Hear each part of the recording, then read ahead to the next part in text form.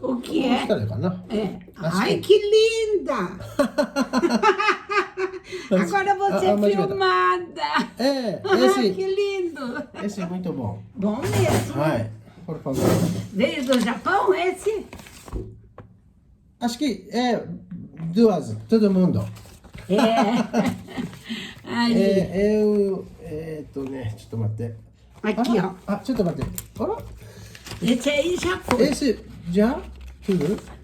Já tudo, né? Esse... Meu papel também tem. Que bom, que bom, que bom. Esse... Isso.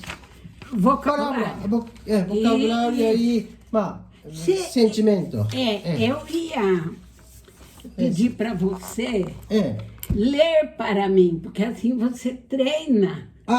Ler. Você ler em português. Entendi. Melhor. Primeiro, né? Você lê primeiro. Entendeu? Obtido. Não. Óbito. Óbito é morte. Autor. Morte, né?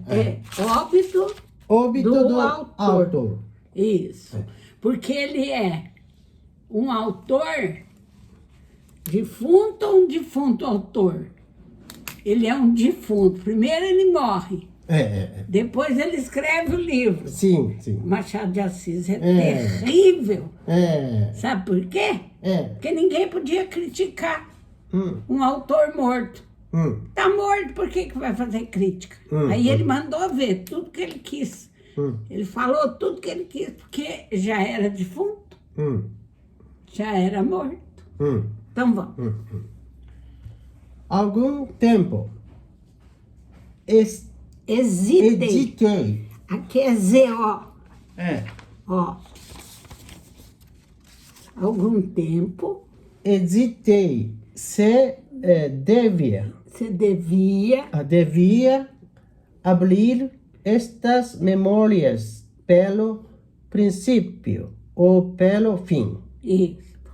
Isto é, que ele vai explicar. Isto é, se polia em primeiro lugar o meu nascimento ou a minha morte. Isso, ele ficou na dúvida. Eu começo pelo meu nascimento ou começo pela minha morte? Estava na dúvida.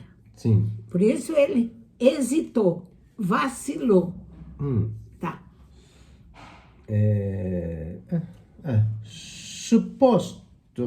Suposto o uso vulgar seja começar pelo nascimento. Duas constelações me levaram a adotar diferente método. A primeira é que eu não sou propriamente um autor defunto, mas um defunto autor. Ele diz que ele é um defunto autor. Que ele já morreu depois de morte, que ele vai resolver escrever. Para quem acampa. O túmulo. Túmulo. O túmulo. Acampa.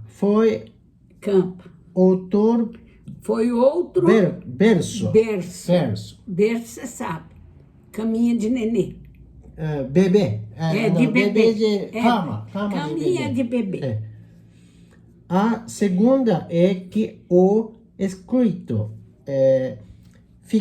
ficaria assim.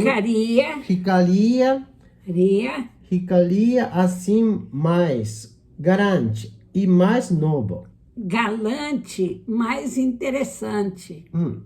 Mais interessante. E mais novo. Seria uma novidade. Né? Moisés, que também contou a sua morte. Não após no introito. Introito é começo. Introito, mas no cabo. Cabo, no fim. No fim. Cabo é fim. Final. Final. É outra expressão para a palavra cabo. Porque existe Último, cabo da colher, o cabo da enxada, mas é a parte final, o cabo. Diferença radical entre este livro e o Pentateuco da Bíblia. Pentateuco. Pentateuco. Livro de nome, né? É, do livro. 5 livros. 5. Penta. Dito isto, expirei. Morri. Morri. Meu último Expirei. expirei. Às 2h da tarde de uma sexta-feira do mês de agosto de 1869, na minha bela chácara de Catumbi, É no Rio de Janeiro. lugar, né? É. Tinha uns 64 anos. 64. Rígidos e prósperos.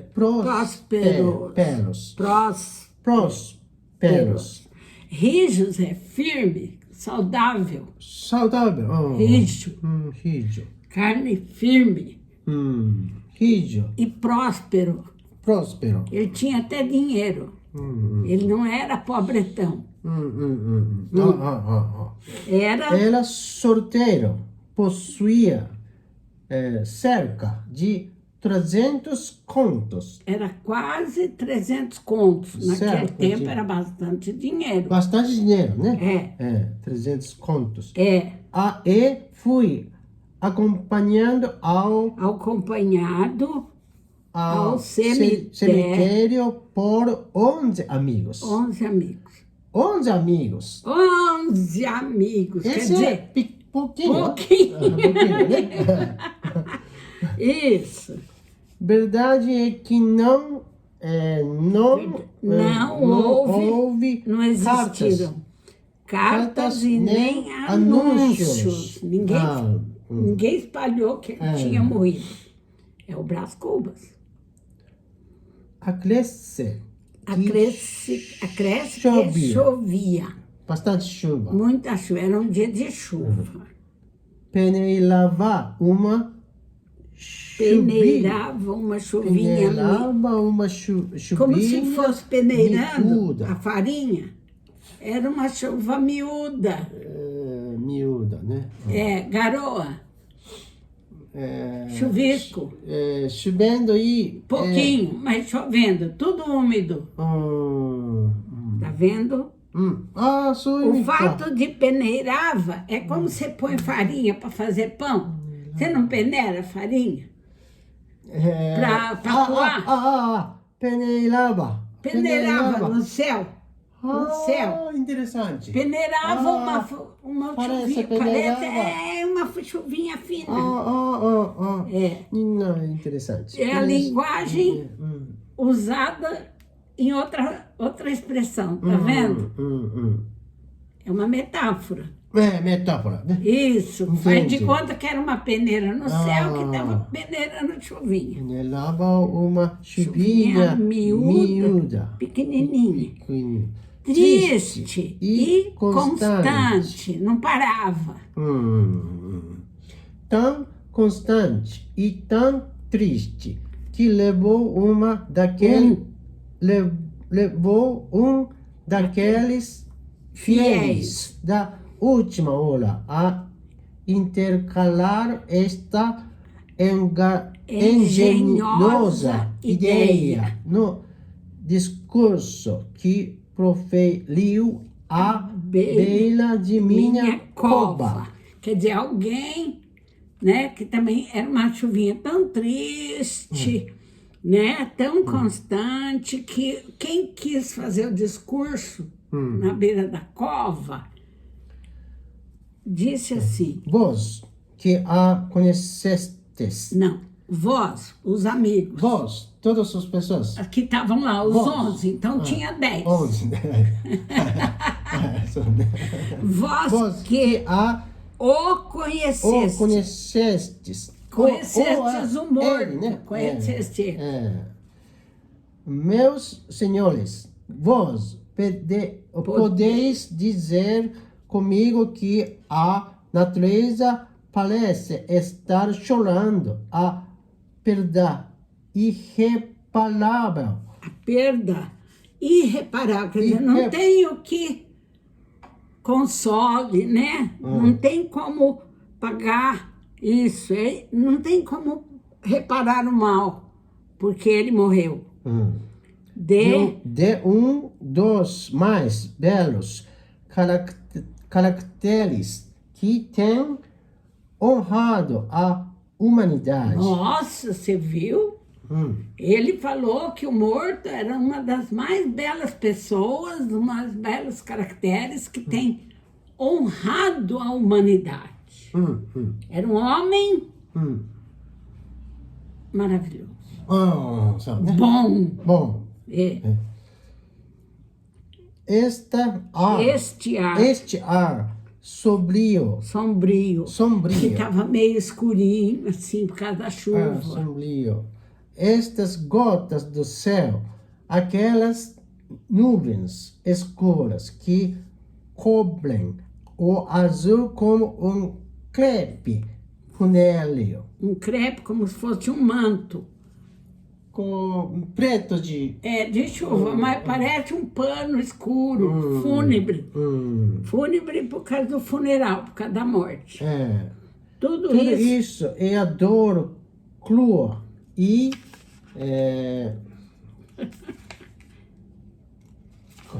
crua e má que lhe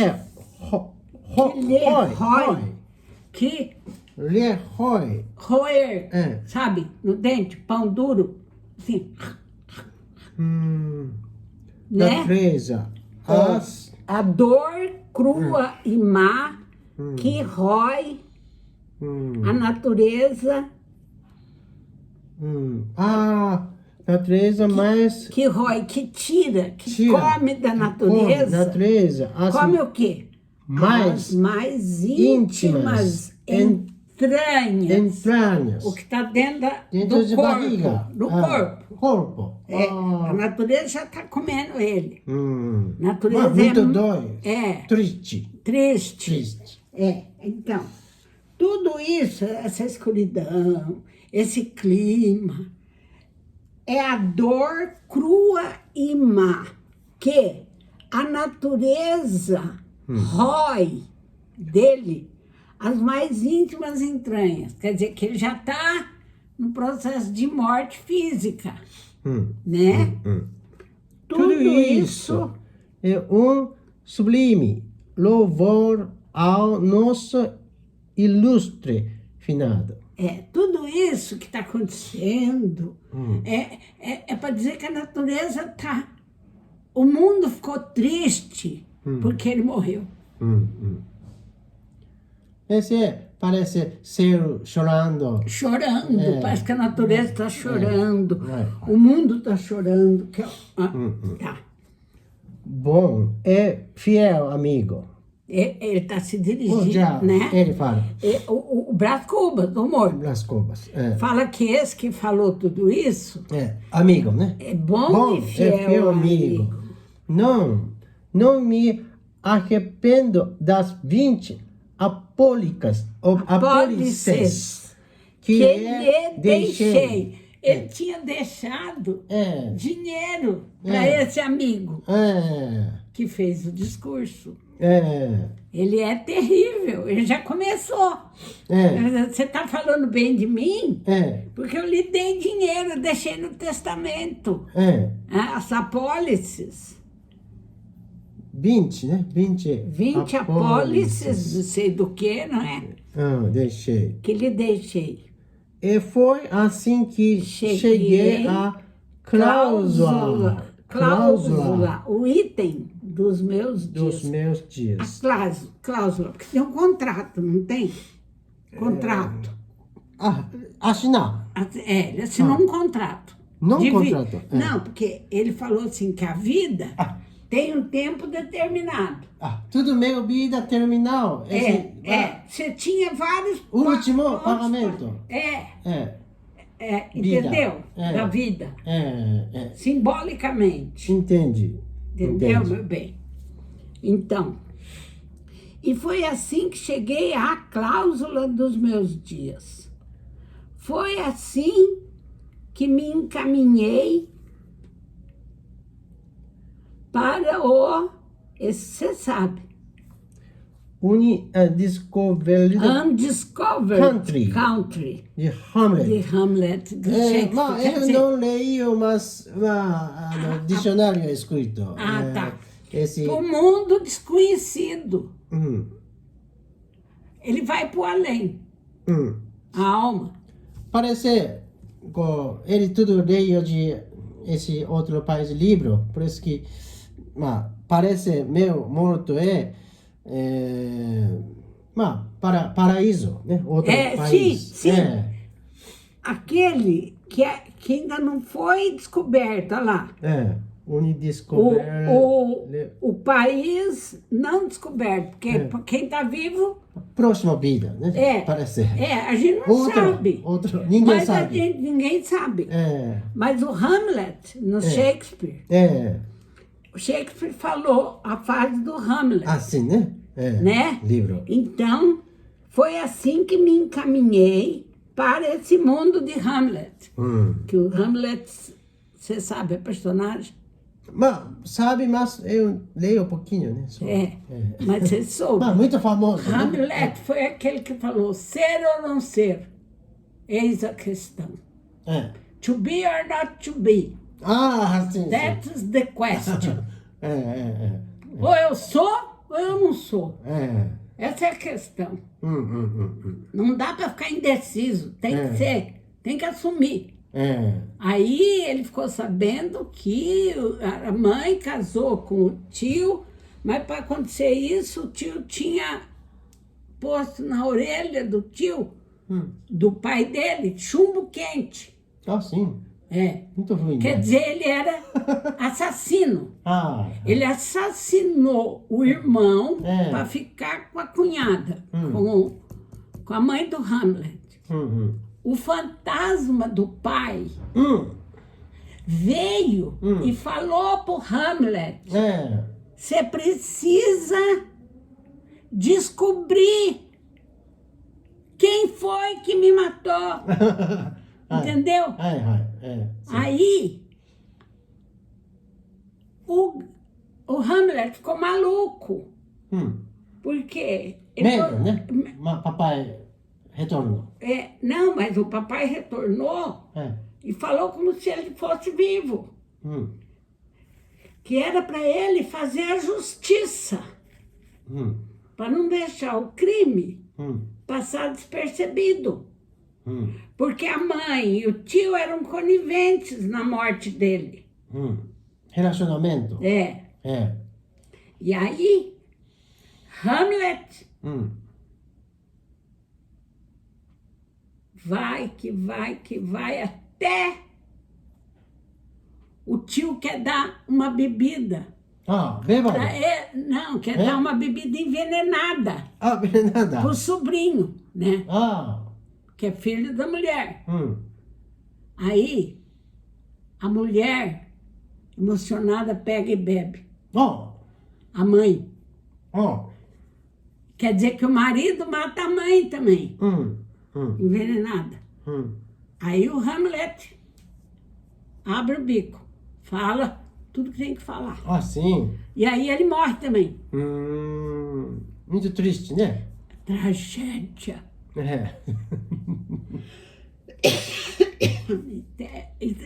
Tem drama que vira tragédia. Essa é a tragédia grega. Um pouquinho eu assisti de Shakespeare. Vídeo, né? Cinema. No cinema. Mas eu não gosto. Muito triste. Mentira, briga. Mas não é. E o que mais tem hoje em dia? O que é que você vê na sociedade, na televisão? O que é aquilo? O que a gente lê nos jornais? Maldades. Sim. Rixas. Né? Bom, はい。 vamos lá. Hamlet. Sem Sem as ânsias. ânsias. E foi assim que cheguei à cláusula dos meus dias, o final. Foi assim que me encaminhei para Undiscovered Ground de Hamlet. Sem as ânsias, as preocupações. Preocupações. Sem ânsias.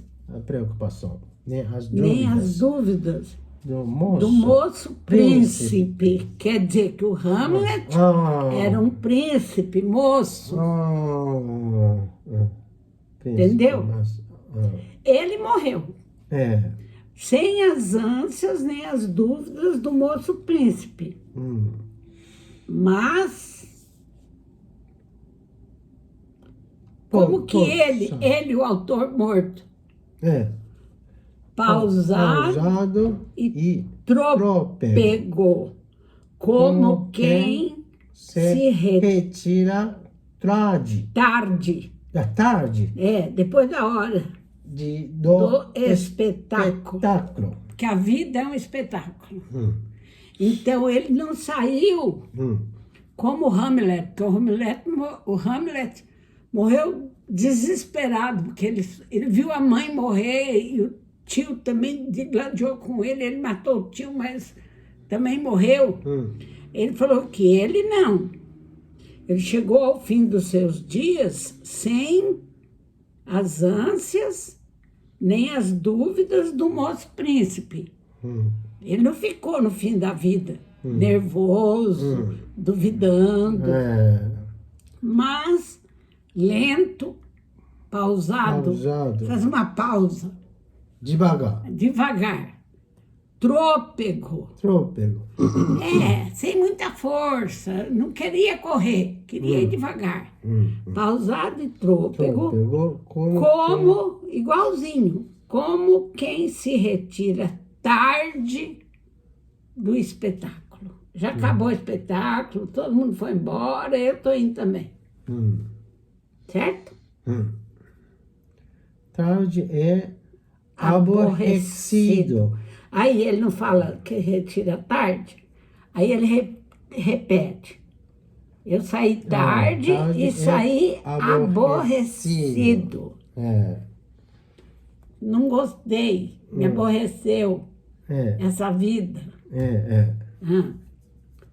Viram-me ir umas 9 ou 10 pessoas, entre elas 3 senhoras. Minha irmã Sabina, casada com o Cotrim. A filha, lírio do vale.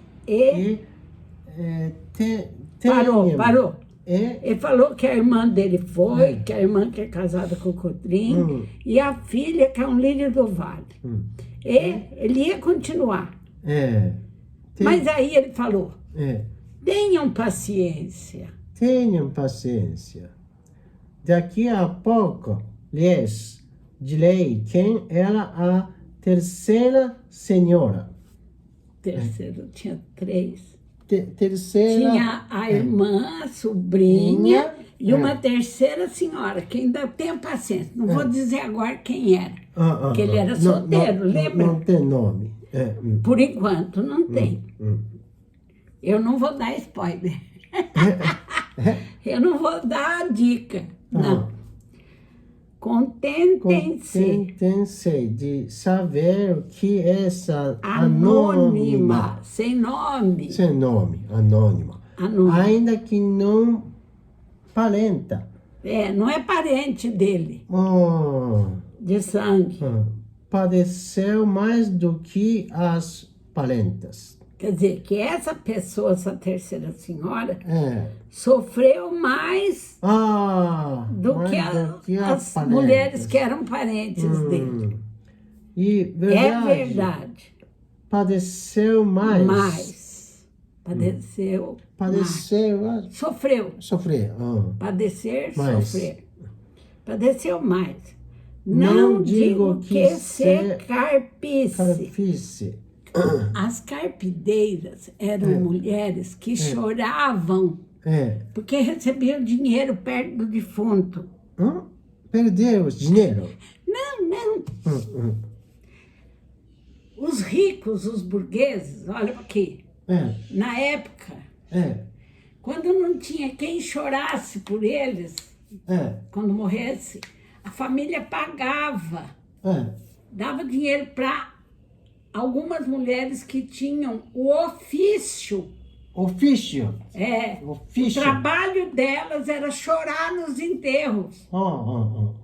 Eram chamadas as carpideiras. Carpideiras?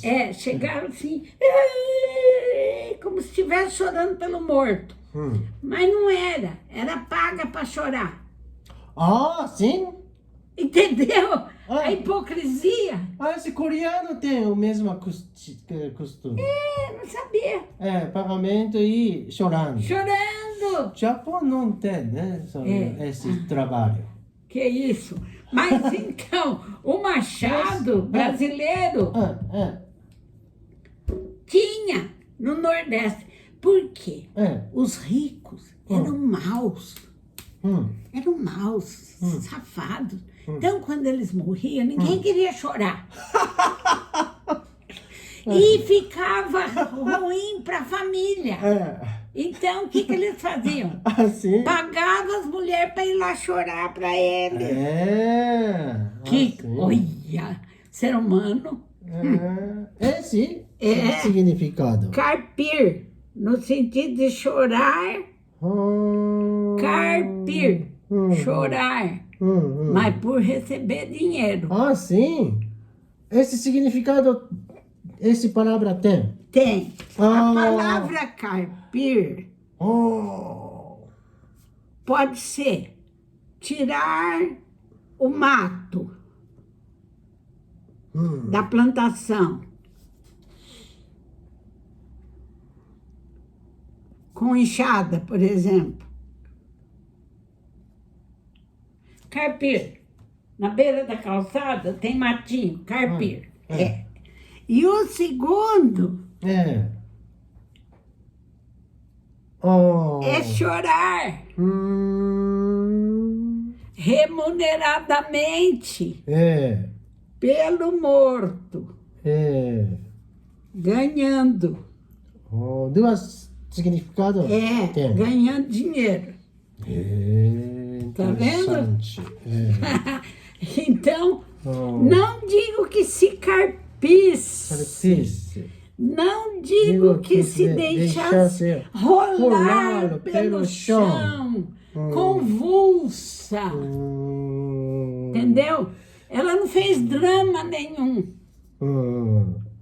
Nem o meu óbito, a minha morte. Obituário é morte. Era coisa altamente dramática. Você está vendo que ele põe reticências? Quando põe reticência, quer dizer que ele está suspendendo o pensamento. Tinha mais coisa para falar, mas ele não quer. Deixa para lá. Espaço. Um solteirão que expira aos 64 anos. Expirar, você já sabe, dá o último fôlego. Momento. Não parece que reúna em si todos os elementos de uma tragédia. Porque ele não deixou filho. Não tem família. Não tem família, ele é solteirão. Solteiro, né? Ele não tinha uma viúva. Certo? E dado que sim, o que menos convinha a essa anônima era aparentá-lo. Ela ficou bem quieta porque não convinha para ela dar a entender que ela estava sofrendo muito. A gente já percebe que era uma amante dele, não era? Ela, né? Essa anônima. Anônima, acho que... devia ser. Amor. Devia ser algum amor proibido. Que ele era solteirão. De pé, a cabeceira da cama com os olhos estúpidos, assim, sem saber o que fazer. A boca entreaberta. A triste senhora mal podia crer na minha extinção. Extinção, morto. Quer dizer, quando ele estava lá, morto já, ele viu essa senhora anônima chegar e disfarçar a dor. Que ela mal podia compreender que ele estava extinto, que ele tinha acabado. Certo? Morto, dizia consigo mesma, com ela mesma. Ela pensava, morto. O braço estava morto. Dizia consigo.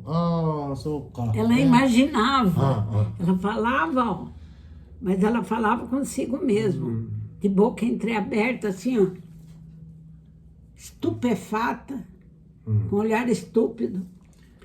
E a imaginação dela, como as cegonhas que ilustre viajante viu desferirem o voo desde o Ilício às ribas africanas, sem embargo das ruínas e dos tempos. A imaginação dessa senhora também voou por sobre os destroços presentes até as ribas de uma África juvenil. Ou seja, ele comparou o voo das cegonhas, que a cegonha foi embora. Cegonha, sabe o que é cegonha? Cegonha é um pássaro com bico grande, que a tradição falava para as crianças passarinho? Que... É um passarinho. Não, mas eu não sei se no Japão, mas aqui, quando a mãe estava grávida, falava que a cegonha ia trazer o bebê. Sim. Japão não tem mais outro país de... Tem. Fala cegonha. A cegonha traz no esse bico. Nome, né? Cegonhas. Cegonhas.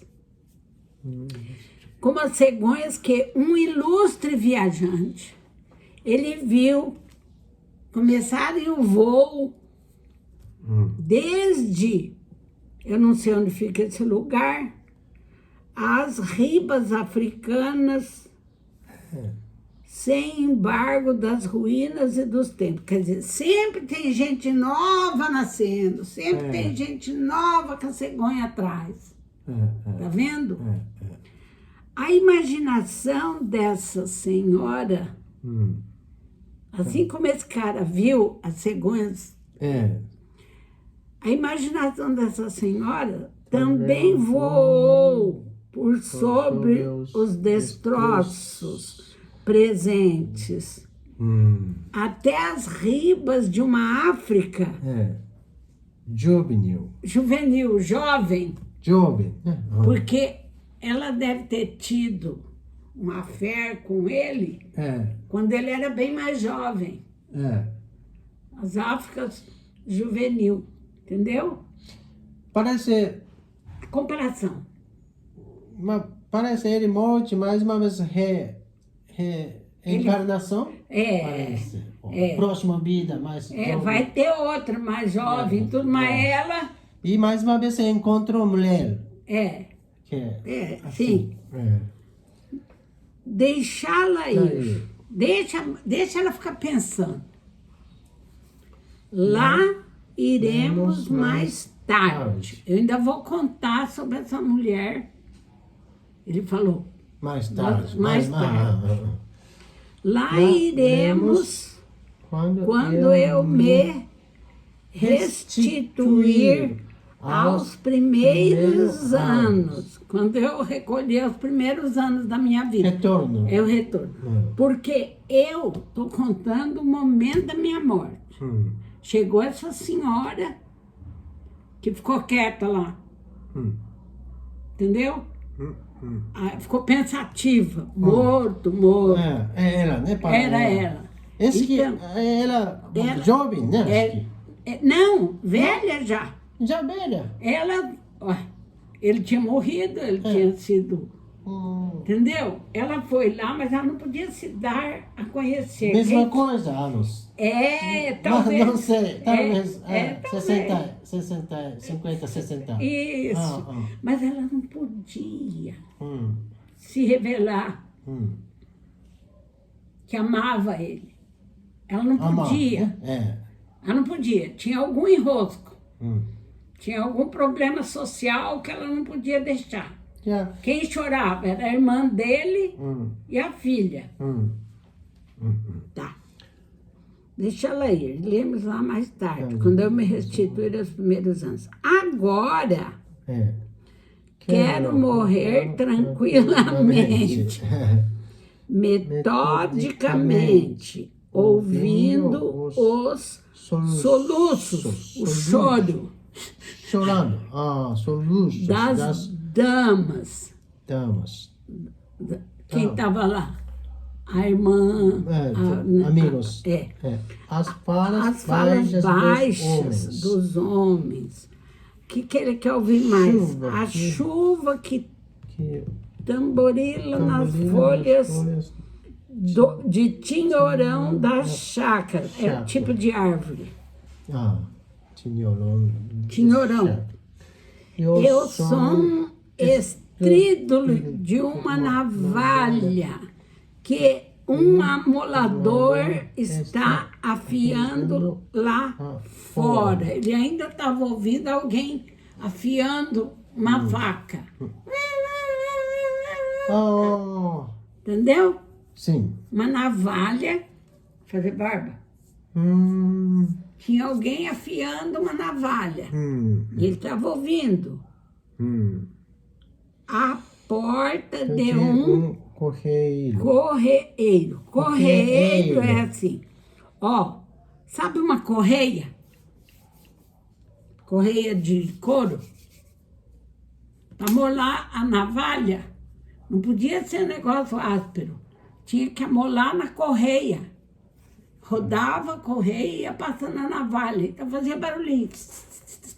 Esse é... Antigamente. Opa. Couro. Navalha. Assim, navalha. Faca. Faca. E quando... para amolar, para afiar. Sim. Então, era um couro.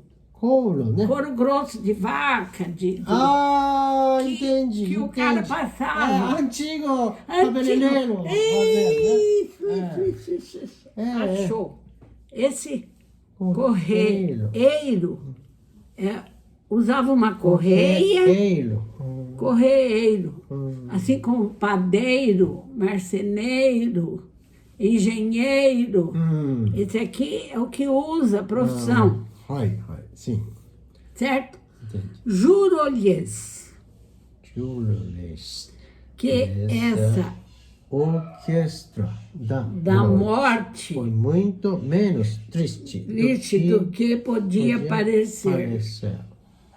De certo ponto em diante, chegou a ser deliciosa. Quer dizer, ele começou ouvindo o choro das pessoas. Depois ele começou a ouvir o barulhinho que estava lá fora. E ele falou, é muito menos triste do que podia parecer. Ele estava gostando de morrer e ouvir esses sons. Esse sentimento de ele, né? Ele. O autor, o defunto. A vida... Estrebuchava-me.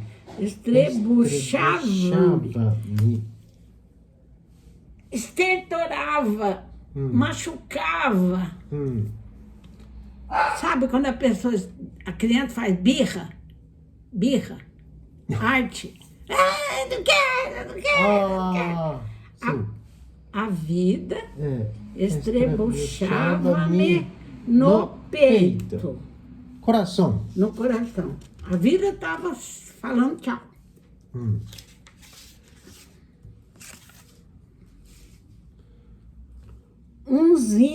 é aqui mesmo, com uns ímpetos impulsos, a vontade, com ímpetos de vaga maligna, onda,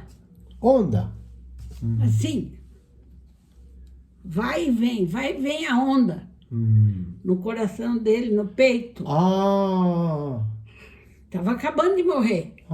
Ainda, né? Ainda continua. Aí, continua. Aqui. Entendi. Esvair a consciência. Consciência. Ele ia perdendo aos poucos. Sabe quando corta aqui o dedo? O sangue não começa a pingar? E se esvaindo. Vai indo. Esvaindo. Entendeu? O que a consciência é esvair-se.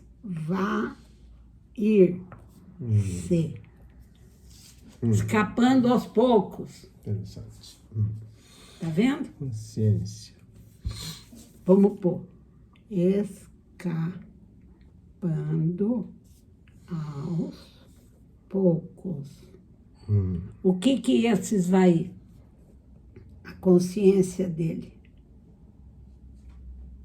O pensamento dele. Aquilo que ele tinha demais da compreensão. Olha lá.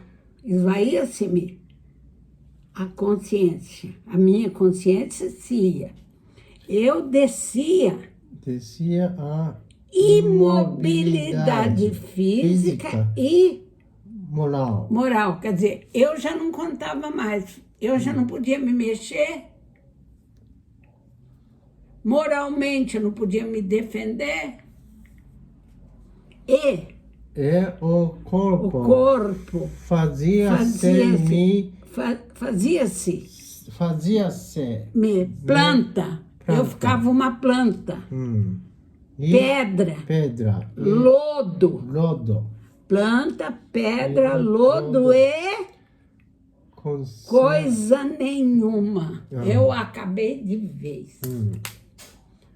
Porque a consciência sumiu naquela época. Foi a morte física dele. Morri de uma pneumonia. Pneumonia, essa sílaba tônica. Mas se lhe disser que foi menos a pneumonia do que uma ideia grandiosa e útil, a causa da minha morte, é possível que o leitor me não creia. E todavia é verdade. Ele não morreu por causa de uma pneumonia, mas por causa de uma ideia grandiosa e útil. Você pode não acreditar, mas é verdade. Vou expor-lhe sumariamente o caso. Vou resumir. Julgue-o por esse caso. Julgue-o por si mesmo. Quer dizer, você chega à conclusão. Se eu morri por causa de uma pneumonia ou se eu morri por causa de uma ideia. Depois leia tudo. Agora que você vai ler. Entendeu? Entendi. Muito. Que beleza. Bom, né? Parece ele verdadeiro morte já experiência. Sim. Né? Escuta. E é muito interessante porque ele vai recordar a infância dele. Infância? A criancice dele. Aí ele volta, porque ele falou que ele ia escrever a partir da morte. Como que foi a morte dele, assim. Aí ele volta. Ele vai contar a vida dele, com as malandragens dele, com a safadeza dele. Ele nem sempre foi um cara correto. Não foi um cara correto. O que cara correto? Digno, um homem honesto, boa pessoa. Não, ele foi malandro também. Ele, verdadeiro ele. O Brás. Não chama Memórias Póstumas de Brás Cubas? O livro? Ó. Memórias é o que volta na cabeça. Póstumas depois da morte. Entendeu? Tem gente que deixa um livro escrito, morre, aí os outros publicam. Fica uma obra póstuma.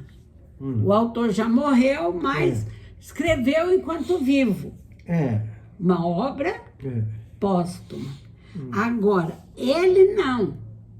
Ele está escrevendo o Brás Cubas, está escrevendo depois que ele morreu. Entendeu? Entendi. É um artifício, quer dizer, é mentira, mas o Machado de Assis criou um Brás Cubas que vai escrever um livro sobre a própria vida, mas depois de morto. Ou seja, o Machado de Assis, ele queria dizer muita coisa da sociedade do Brasil do final do século, da segunda metade do século XIX. Ele era um bom observador da sociedade. Entendeu? Observador. Observador. Crítico. Ele olhava o que acontecia entre as pessoas. Ele com aquela história de sofrimento, epilético, gago, mulatinho. Entendeu? Entendi. E ele enxergava certas coisas, mas ele não podia falar. Aí o que ele fez? Ele pegou um Brás Cubas qualquer, o nome da pessoa, Manuelzinho, sei lá quem, ele pôs o nome de Brás Cubas, fez o cara morrer, e depois de morto o cara escreveu a história. Então, ele vai mostrar como era a cidade do Rio de Janeiro na segunda metade do século XIX. Mais ou menos quantos anos esse escrito? Idade, Machado de Assis. O Machado de Assis... Escrito esse livro primeiro. Ele deve ter escrito... 60? Em 1860? Talvez. Quando que o cara tinha nascido mesmo? Que ele falou aqui. Antes. Deixa eu ver aqui quando ele falou. Aqui, ó. Ele morreu em agosto de 1869. O personagem. Esse verdadeiro, né? O personagem que ele criou tinha morrido, que ele nasceu em 1869. 1869 mais 64. Então, quantos anos ele tinha?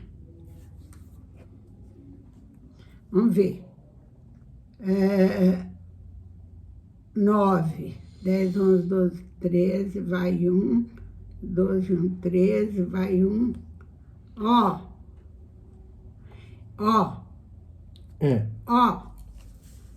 ficção científica.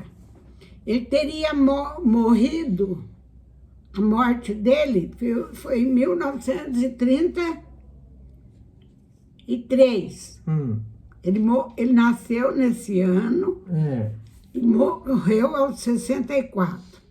Então, ele o ano da morte dele foi 1933. Só que o Machado mesmo, o autor, ele morreu em 1904. Ah, sim. O Machado. Quer dizer, ele supôs aquela transição do século XIX até os começos do século XX. A história se passa aqui, ó. A história de vida do Brás. Tá vendo? Do século XIX ao começo do século XX. Só que o Machado mesmo morre em 1904. Quantos anos? O Machado? Ixi. Agora você me apertou, hein? Deixa eu ver. Machado, né? Vê Machado de Assis, ano de vida e morte. Esse japonês, né? Mas Vê em português. português. Não fala? Machado De Assis. de Assis. Parecido. Aí ele aqui, ó. Você viu como a sociedade brasileira é racista? Puseram a foto dele como se ele fosse branco, quase. Ele era preto. Mestiça, né? Mestiço. Mas aquela imagem do Machado lembra mais homem branco, ó. Como se o cabelo fosse liso, tá vendo? 1904. Acho que foi o mesmo. 1839. DaからNo Rio de Janeiro. Lá, não. Em 1908 ele morreu. Morreu, né? A mulher Nasci. nasceu em 39. 39. Morreu em 1908. Quem morreu em 1904 foi a mulher dele, a Carolina. Esse verdadeiro? Verdadeiro. Sim? O Machado. Verdadeiro, né? É verdadeiro. É a biografia dele. Daからやっぱり68 anos. Isso, 68. E o Brás Cubas morreu aos 64. Mas que anos escrito esse livro? Deixa eu ver.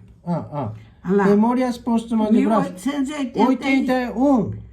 Em 88, que ainda é plena escravidão. 88 que foi obtida a Lei Áurea. 42 anos. Quem? Ele escrito com o ele tinha. Esse livro. Escrito aos 42 anos. Machado de Assis. 1889, né? Interessante. E ele, a verdadeira vida é casado, né? E casado com a Carolina. Quer ver? O que ele fala aqui? Do Memórias Póstumas. Você acredita? Não é? Mas aqui. Olha lá. Testemunhou a abolição da escravatura e a mudança política no país, quando a República substituiu o Império. Além das mais diversas reviravoltas pelo mundo no final do século XIX e início do século XX. Tendo sido grande comentador e relator dos eventos políticos sociais de sua época. Olha lá, nascido no Morro do Livramento, no Rio de Janeiro, de uma família pobre, mal estudou em escolas públicas e nunca frequentou a universidade. Para o considerado crítico literário norte-americano Harold Bloom, Machado de Assis é o maior escritor negro de todos os tempos. Embora outros estudiosos prefiram especificar que Machado era mestiço. Filho de um descendente de negros libertos, alforriados, e de uma portuguesa. Seus biógrafos notam que, interessado pela boemia e pela corte, lutou para subir socialmente, abastecendo-se de superioridade intelectual e da cultura da capital brasileira, no Rio de Janeiro. Assumiu diversos cargos públicos, passando pelo Ministério da Agricultura e do Comércio e das Obras Públicas, e conseguindo precocemente notoriedade em jornais, onde publicava suas primeiras poesias e crônicas. Ele pôde assistir durante sua vida, que abarca o final da primeira metade do século XIX até os anos iniciais do século XX, as enormes mudanças históricas da política, da economia, na sociedade brasileira e também mundial.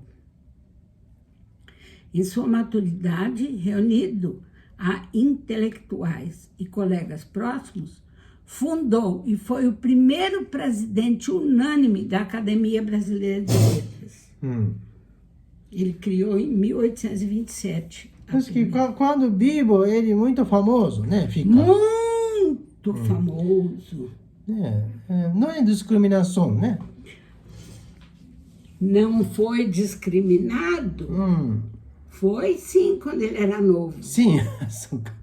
Diz que uma vez, ele, quando ficava nervoso, ele gaguejava muito.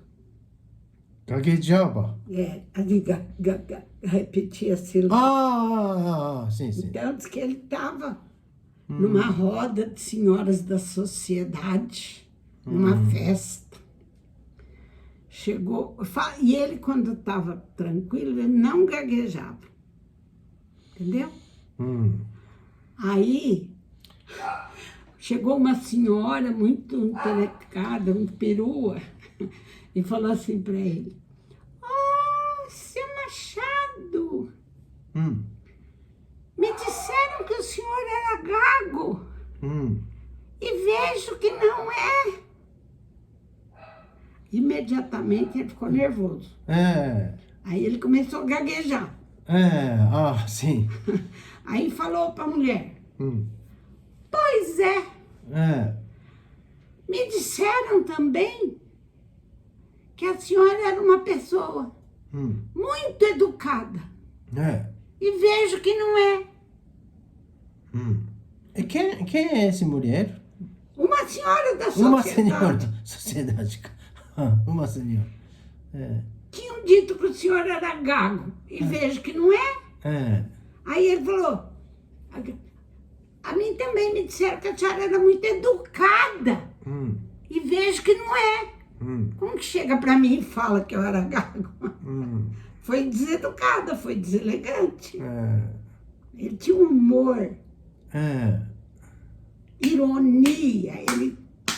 Ele falava com ironia. Ironia. A ironia. Sabe o que é ironia? Ironia eu também já escrito. Está escrito aí? Não está não. Aonde estão os seus papéis? Escondido. Não está escondido, não. Tá. Vê a ironia.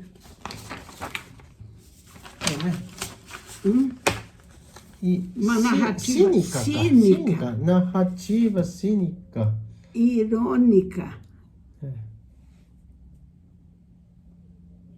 Irônica, né? Leve, mas com uma sensação de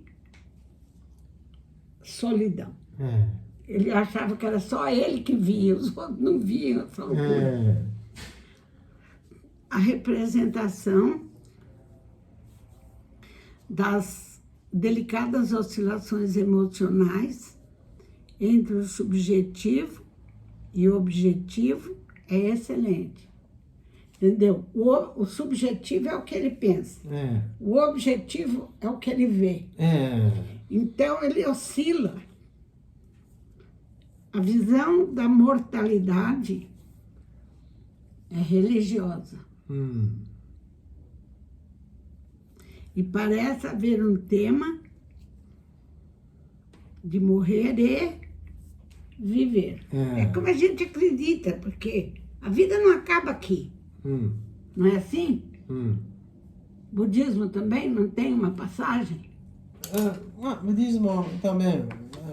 Acredita? Nirvana. Mas não é o céu que eles falam, né? Não é reencarnação, não é nada disso. Mas esse símbolo, né? Símbolo. Símbolo.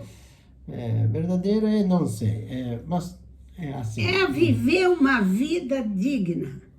Aqui, né? Tiver que morrer, morre em paz. Sem prejudicar ninguém. É isso que eu penso.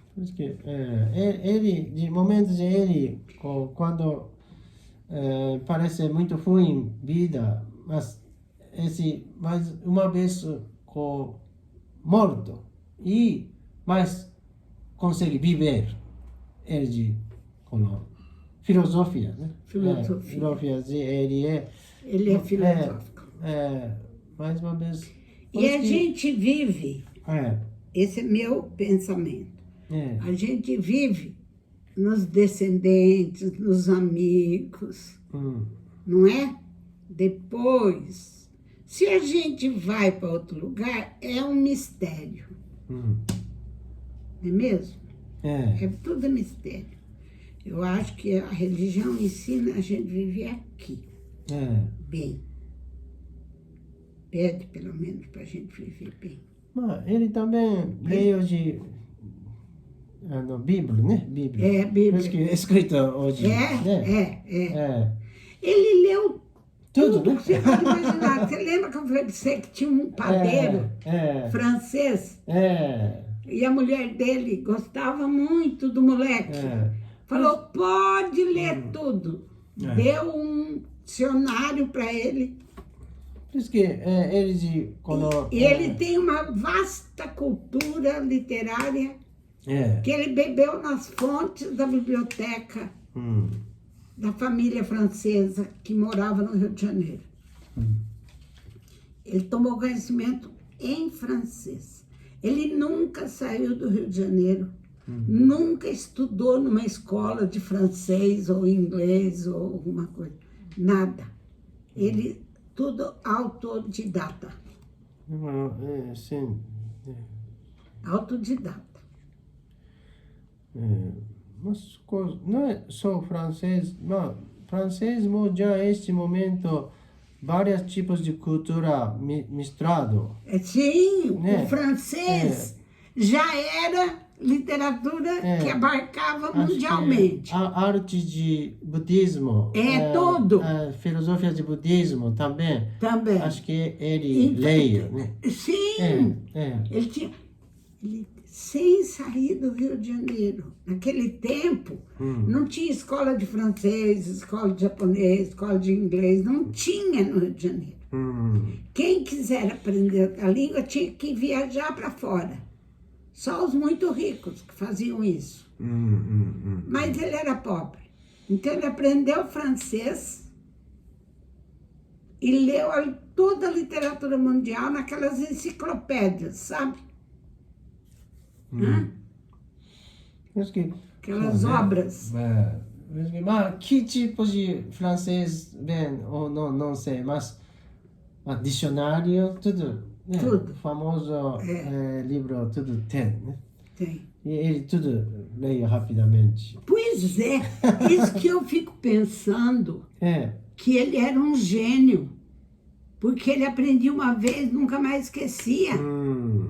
Olha, as coisas que ele escreve, tem livros de contos, que são textos menores, poucas páginas, em que ele condensa uma visão de vida. Você fala, como que essa pessoa conseguiu?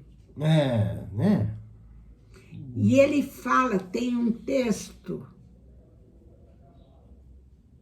que ele fala um apólogo.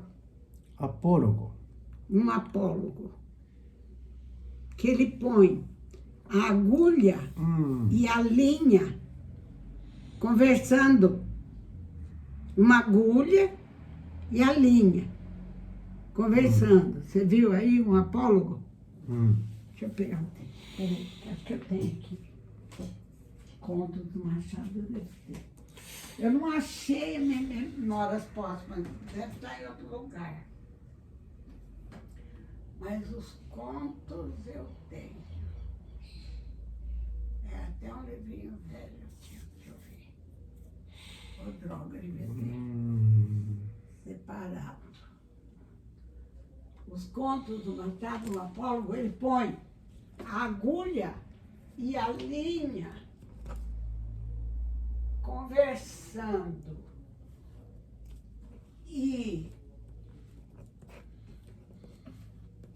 na casa de uma costureira, de uma modista. Achou um apólogo? Ah, apólogo. É.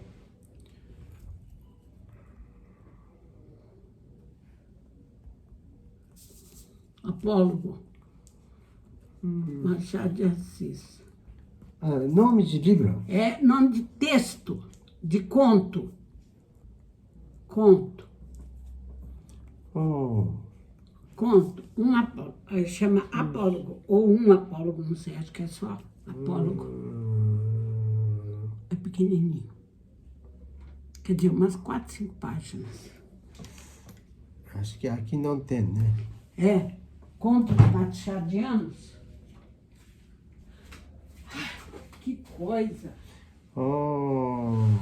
Contos fluminenses. 1, 2, 3, 4, 5, 6, 7, 8, 9, 10, 11, 12, 13, 14, 15, 16, 17, 18,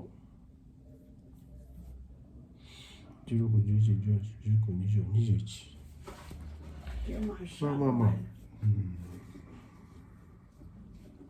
Página recolhidas. Páginas recolhidas. Páginas recolhidas. De É porque ele publicou em como. apólogo tem, né? É um apólogo? Tem? Não tem, mas... É um livro, chama Páginas Recolhidas.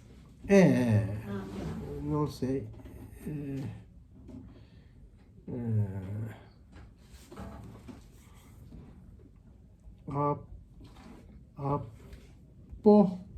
Logo. Não tem. Mas eu vou achar e vou te ler o conto.